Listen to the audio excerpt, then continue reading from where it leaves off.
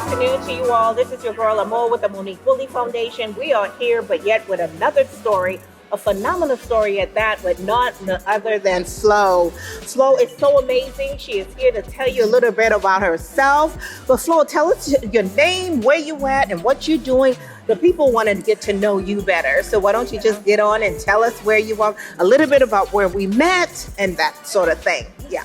Hi, everybody. My name is Flor Halstead. I'm an actress and also producer, writer, and I'm just thankful to meet Amor. We met in a red carpet event, and she introduced me about her foundation. And at the time, I was producing my podcast, and it was an inspirational podcast to bring beautiful stories like Amor with her foundation. And that's how we met. And then we did an episode of my podcast to introduce to my audience the foundation, the beautiful, Amor and her team. They talk about what is the foundation and what they do. And not knowing after my podcast was wrapped, I was gonna be thrown a curveball by God to shape me to where I'm at right now.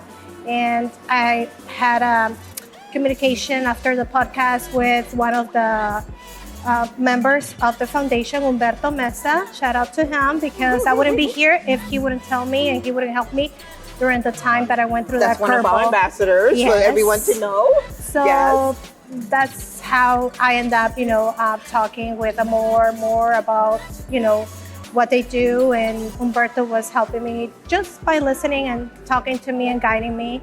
And that's how I end up to get the opportunity to get this interview with Amor. And Amor has a beautiful vision, and she has grown this vision for so many years. And I trust her, because it's hard to trust people, especially with stuff that you go through in life.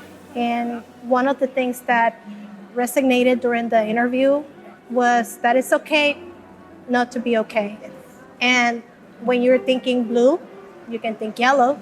And that will be one of the things that always remain in my head, that it's okay, And us being in the industry, we're not allowed to show emotions, that everything is perfect.